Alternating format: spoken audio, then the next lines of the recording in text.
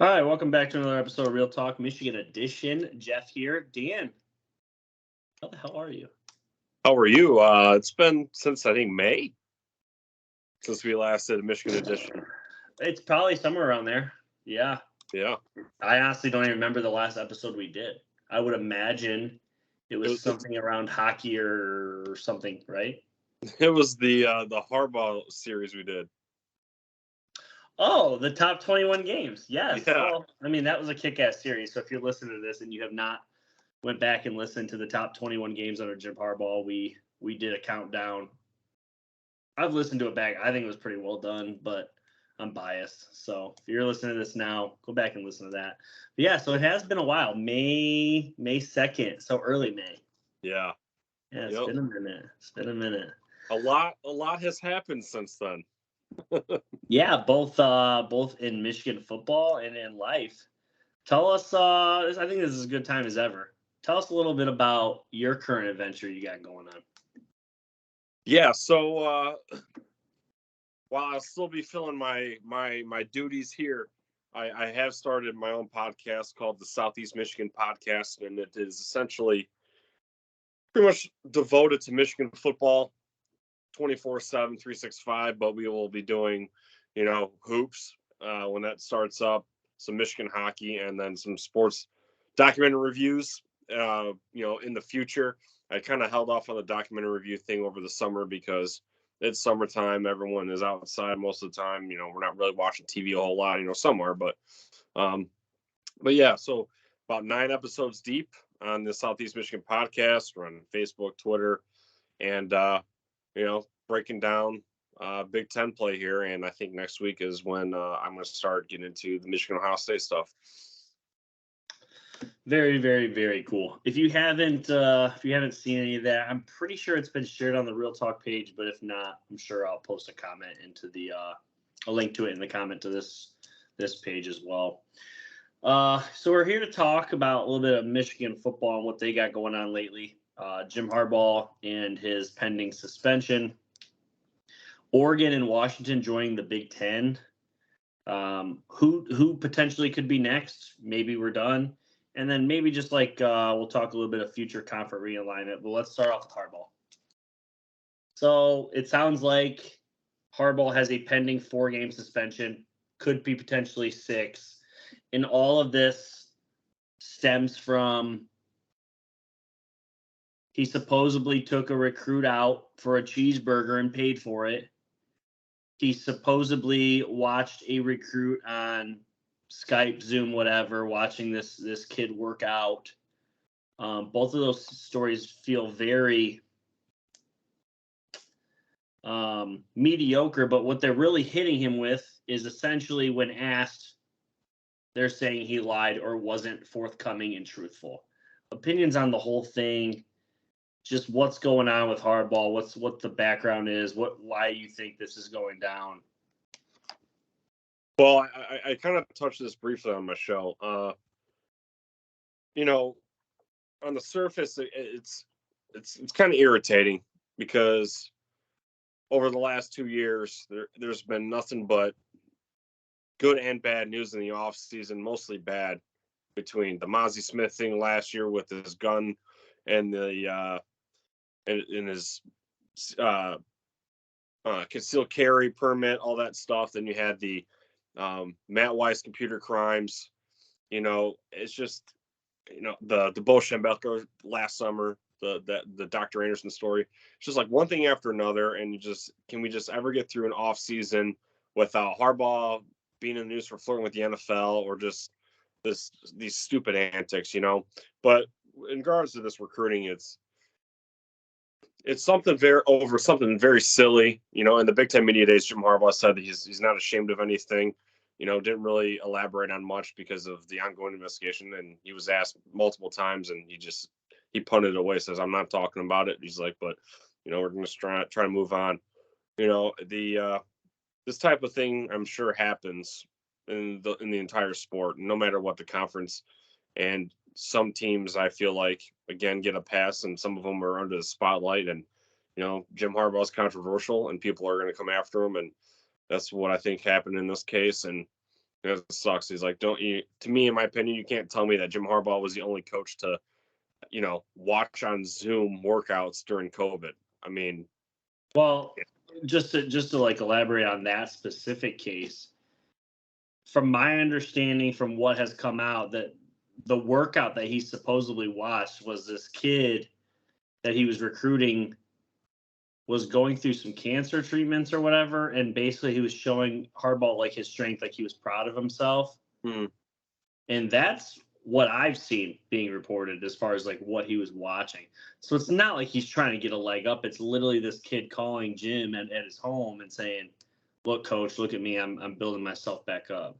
Right, but again, it's you can't tell me that he's the only coach that watched some Zoom call or whatever. It's just, to me, it's just it's just annoying. And the whole Tennessee Volunteers, they had over 200 violations. You know, obviously that was from the last regime, but are they? I mean, a slap on the wrist is what they got away with. The Georgia player who's now a freshman, maybe a sophomore, I can't remember, but when he was a recruit, he was on campus. He got busted with sexually assaulting a student there already. Was busted for being drunk and disorderly. I haven't heard jack squat from Georgia. It's I don't know. It just, my bias side is showing right now, because I just think that some people are under the magnifying glasses, some are not. Yeah, no, I think that's fair. I think that's really fair. I just like looking over the first four games, there's not much there. But at the same time, it's like of course this season is when it would happen. Part of me is kind of like there's champagne problems in potentially our best season of our lifetime, at least definitely since we care about football. This would happen. It's like, would we rather our coach be completely Scott's free and we're winning 8 games, or are we okay with the fact that we pushed the envelope and bought a cheeseburger and watched a Skype video, but we're competing for national championships? It's like, it's one of those things where it's like, do I want my coach full on cheating? No, I don't. But at the same time, it's like, when I heard these stories, I'm like, this is so piddly. You know what I mean? Like, obviously, I've always given Buckeye fans a rat's of shit for selling their Big Ten championships for tattoos, more or less because I think it's funny, not because I think that Tressel cheated. It's like, that's not cheating. You know what I mean? Like, there's nothing that Tressel did that was like, oh, I'm getting a leg up over here because my boys are selling their rings for tats. It's not what it was. I just found it comical that they had to forfeit wins. Is it shitty? Absolutely it is. And do I think Michigan's forfeiting wins over this? No. But at the same time, it's like, yeah, it's a slap on the wrist. It's kind of a black eye for the program and for Harbaugh. But I mean, truthfully, we have so many great things that are moving forward for us at this point. It's like, I could care less, honestly. Right. And the another question too is, Sharon Moore and Greg Newsome, Sharon Moore, the offensive line and offensive coordinator, and Grant Newsome, the tight ends coach, I believe. They're just not, they're going to be potentially facing a 1-game suspension, maybe 2. And then Matt McDonald, the former defensive coordinator, he's apparently got some sort of asterisk next to his name in case he wants to come back to college in any shape or form. So, it's just, 4 games are going to be against, winnable part of the schedule, but it's not ideal, of course. But yeah, you're right. I agree with you that, yin and yang, I guess, but I don't know. It is what it is. Yeah. Ultimately, I think the one things that I am kind of scared about is the pending suspensions of coordinators. The one that I don't understand, and maybe you can bring this to light, maybe you don't know. What's with the Mike McDonald 1-year suspend? What did he do? It was, I know, I never saw anything specific. It was real generic, and the way they made it sound is like they didn't it wasn't wasn't completely forthcoming. Like, is he allowed to come back to college rankings, but then under a certain rule, or is he not allowed? I don't know what any of that means. I just know that apparently he's like blacklisted for a year if he wants to come back. I don't know. So weird.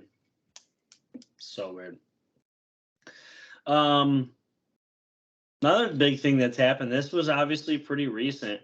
We talked about this last year at some point when UCLA and USC were supposedly joining the Big Ten. When this news came down, we had kind of talked like, well, Oregon and Washington feel like they'll be next. And it's like, well, it's probably pending what Notre Dame's doing and yada, yada, yada.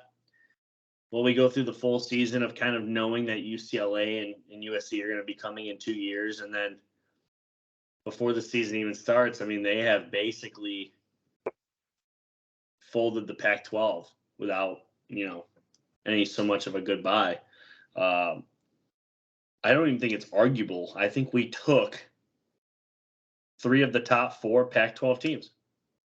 I think the only one that kind of stands out would be Utah. Would you agree? Yeah. But, I mean, you got Washington, who's been to a college football playoff. Oregon, who's been to a college football playoff. USC's won a national championship in the last 20 years. And UCLA, a good basketball school, but not necessarily a great football program. And then Utah's had some pretty good success over the last couple of years. So it's like, outside of them, we just drain them for everything they're worth. Colorado jumped ship. A couple others are jumping ships. Now it's like Stanford and Cal is all that's left, which Stanford always felt like a big-time Big Ten school that felt like that would fit. Opinions on Oregon and Washington, what this means for us. Try not to go into a conference realignment. Just talk about them specifically joining. Oregon and Washington, I think that's some nice names. I think that that does well for 2 sports, football and basketball. Again, we can talk about elaborating further in a second if you want, but I'm just a traditionalist. I really don't want to see the Pac-12 go, and I don't want to see the Pac-12 in the Big Ten. I think it's stupid, especially geographically, but in terms of prestige, it looks good. Yeah, so I guess, again, conference realignment, like the way we're talking about this, it's inevitable to come up when we're talking about this, but I'm kind of wondering, like, do you think the Big Ten's done? Like, does this feel like what we're going to roll with, or is it inevitably going to be the Big Ten versus the SEC, and that's what it is? I guess, let me back up a little minute. Here's what I don't quite understand. So they come out with a 12-team playoff. In the structure to get into these 12 teams, there's 5 automatic bids. They come from the Big Ten, the Big 12, the ACC, the SEC, and the Pac-12. Those are your 5 automatics. And then the rest are at-large bids. Nobody wants an automatic bid out of the Pac-12? And at what point now are we going to step up and say, okay, well, we have to pull their automatic bid because the schools that are vying for that aren't – it's not a Power 5 anymore. It's a Power 4. You see what I mean by that? No, I hear you, yeah. What, like, at this point, like, what the hell? Like, none of these schools want that? Like, it's just more important to have TV money? Because you'd feel – is it just me to think that it would be more important to make a playoff than it would be to get inside of a conference for a TV deal? Like, that just feels weird to me. Yeah, and it sounds like Notre Dame is still waiting around for a lone TV deal somewhere else. They're not with NBC anymore. And so it sounds like now Notre Dame is basically just holding out to see what they can get next. But yeah, it's all about the TV deal. It's really it. Money. And with the NIL and recruits getting front loaded all this money, this is a nasty combination. Yeah. I just seen, I forget the team, but they made like $180 million in ticket revenue. And I thought to myself, that's not enough to pay your team. And that's because of TV money. Like when COVID was a thing, people were like, how is the NFL going to survive? And everyone's like, ticket sales are a drop in the bucket. TV deals are what actually drives the revenue. If you think about it, the biggest stadium in the country Michigan Stadium holds 100,000 people. Well, Michigan, Ohio State, when they play each other, it's drawing like 22 million people are watching. There's clearly more people watching on television than there are in the game, in the stadium. You know, the Super Bowl last year held, 65,000 people, 70,000 people, yet 52 million people watch. It's the TV money is where it's all at. But you would just think like there would be TV money available for somebody that was vying for a playoff spot. But apparently not. And I guess at some point you'd have to imagine that the Pac-12 would lose their automatic bid. Yeah, well, now that we're on the topic, let me read can I read a snippet from this article real quick? Go ahead.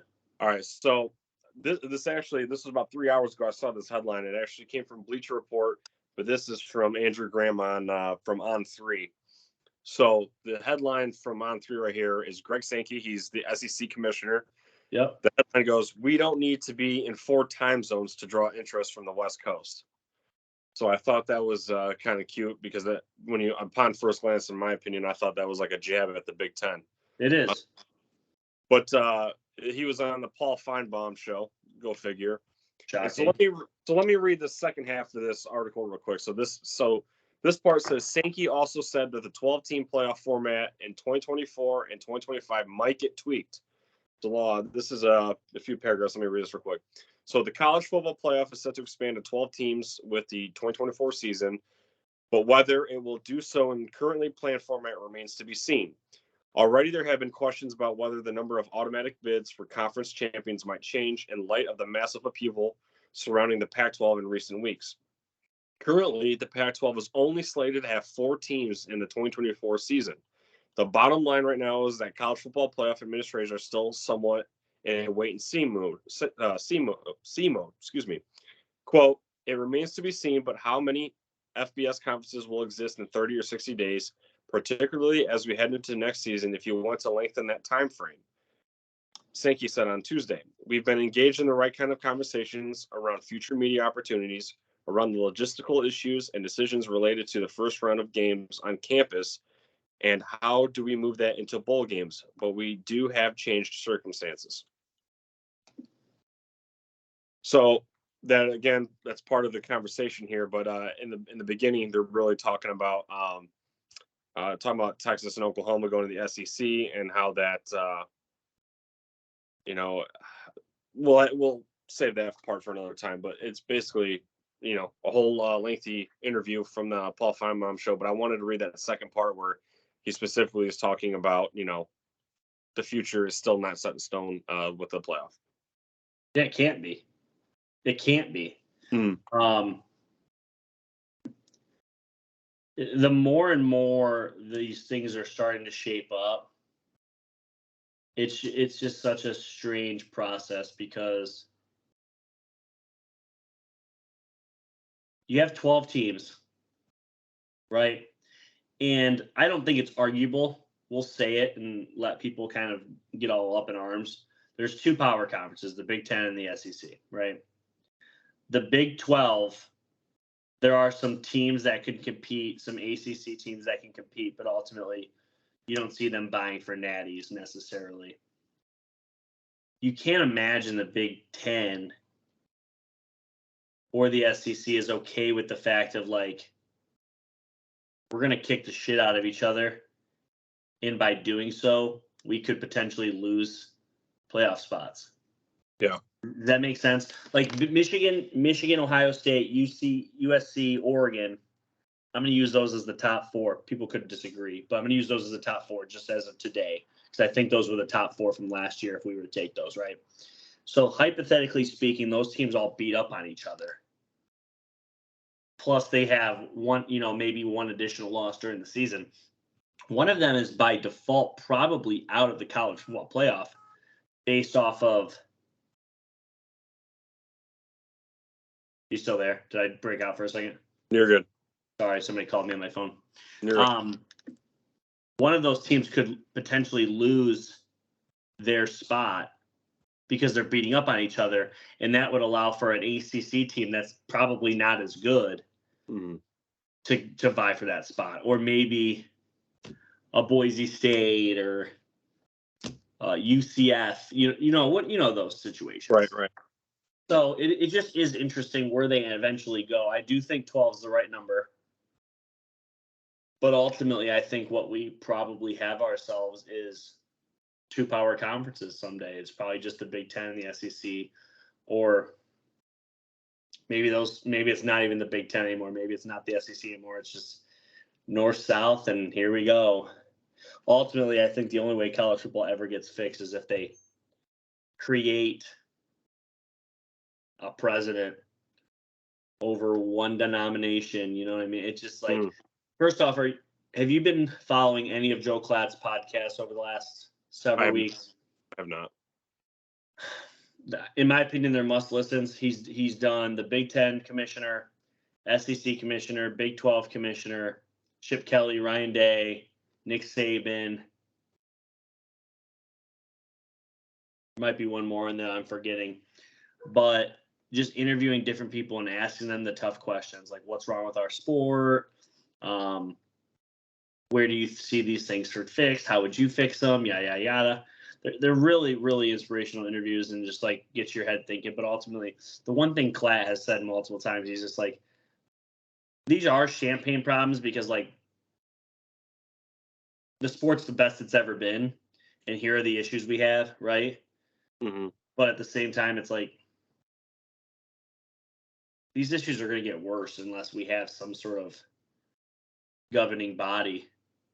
You know what I mean? But it's just a weird time in college football because it just feels like nothing is set in stone. People can do whatever the hell they want. Players can transfer, coaches can transfer, teams can jump in and out of kind. It's so weird. Yeah, and like I said, I posted on my personal Facebook today. It's college football to me, I'm gonna miss it because I like it. I love it for the pageantry, the traditions, the rivalries, and just the unique feel to it that it doesn't feel like you're watching NFL football. And that's why you have some people who only watch one or the other. I feel like most people watch both, but there's a lot of people too that only watch the NFL, where you got someone who just watches college only.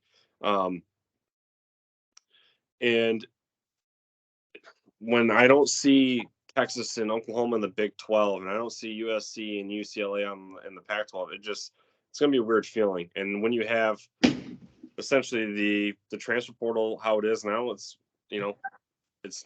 been called the free agency essentially now, and they can just up and leave whenever they want. Michigan has got Brandon Hillman on their fall roster here. He was literally, I think he's signed his letter of intent with Notre Dame, and then before he even graduates high school, he's already flipped and committed to Michigan. So, I feel like, to be fair, coaches up and leave whenever they want. They leave right before the bowl games so they can get a leg up on recruiting for their first cycle. It only should be that the player can do the same thing. But again, with the NIL and these TV deals that are the motivating factor, I just feel like we're heading into a brick wall. And so when we get into our Big Ten breakdown here, especially with Michigan, and then on my show, I'm just emphasizing that this is Michigan's last hurrah in a sense of this is the last time you're going to see college football somewhat normal. I don't know where the college football playoff bowl games are this year. I don't know if the Rose Bowl is included, but like Michigan, hasn't been to the Rose Bowl in quite some time to play against the Pac-12. I mean, you're not going to see it anymore. So it's like, win now. This is the window of opportunity to bring home the national championship, and so Natty or bust. Yeah. It's just it's a wild, wild west, as they like to call it, and it's just it's not changing. But as you alluded to, this is the best team that I think Michigan has, and going into this season, it's going to be like you said, it kind of has like this last dance feel, because it only gets harder after this year. Next year, you add Texas to the schedule, and now what we thought we knew of the schedule is probably out the window. It's probably getting revamped again, I would imagine. And you're looking at tougher competition, and then you have the 12-team playoff, which means just more and more games and makes it harder to potentially win a natty. So, and JJ may not even be here depending on how this season goes. Obviously, Corum, Edwards, all those guys. We'll talk about that another time. But yeah, yeah, short and sweet little pod. But anything else you want to add? Regards to what we've talked about, not really. I'm just excited for the season to get underway. We're 25 days away. I'm taking the wife and kids. Well, the kids to their first Michigan game against East Carolina. Kind of wish Jim Harbaugh would be on the sidelines for that, but I really can't wait to be in there, especially because it's a home opener. I know they're most likely gonna be celebrating the back-to-back Big Ten championships pregame and all that stuff, and fantasy football's around the corner. It's a fun time, but it's a scary time to think about what's going to happen to our beloved sport and whatnot. But I really don't have anything else to add on top of the Jim Harbaugh circus that can seem like sometimes. But I am a big believer, though, and I know you're a traditionalist, and so am I to an extent, especially when it comes to college football. But I am a believer for myself. Like, as long as I get to see Michigan play on Saturday, I'll be all right. If we play Ohio State week 2 rather than Thanksgiving weekend, is it going to feel weird? Yeah, but I'll be all right. Like, if you mean to tell me we have to go out west twice a year now, it is what it is. I mean, it's just part of like what football is kind of becoming, and football has been changing for a very long time. It's just kind of slowly evolving. The rules have changed. Right. The way we play it, the way we consume it, the way we bet it, the way we use fantasy football. It's just like football is it's a media. It is a media juggernaut. It is a money juggernaut. It is a consumer content juggernaut. It's yeah. And who knows? And who knows? We might find a way eventually to love it the way it will be, down the road. Michigan, the Big Ten added Maryland and Rutgers, and at first everyone thought that was kind of weird because they grabbed Rutgers for the New York market, even though Rutgers is complete garbage most of the time, and like Maryland turned out to be pretty good for basketball at least, and some other sports, football too, I guess. And then Nebraska, to me that was a weird one because when you think of Nebraska, I still think of the Big 12. And, now it's just it almost seems like it just made sense. I know this is a little bit more drastic going to 3 hours away in time zone form, but, it is what it is. But again, yeah, probably, maybe we'll eventually learn. Maybe I'll eventually learn to love it. But as of right now, man, I'm just obviously at my odds. I brought this up to somebody at work. We're the only conference in America that's going to have over 12 hours of programming every Saturday. We're going to start at noon, and we're not going to end until after midnight. Yeah, you're right. Honestly, I don't know why, but I have not thought about that. Yeah, you're right. It's going to be 12. The Big Ten is the only conference that will have over 12 hours of programming every week. It's a weird thing, but what they did is very smart, because they have all this new TV money. They got to put shit out there. They need West Coast teams. They need East Coast teams. They need the 3:30 games like Iowa and Nebraska. They need those too. So, yeah, it's just very interesting. But maybe one day in London, Oxford University gets their own football team, and then we fly out to London every other year and we play the Oxford Wildcats or some shit. I don't know. Yeah, I doubt it, but oh goodness. Well, like I said, short and sweet, but it was good catching up. Yeah. I wanted to get your pod introduced on here, and a little preview to what is going to be a run of some Michigan pods here. So, good shit. Good talking to you. Go Blue. Go Blue, bud.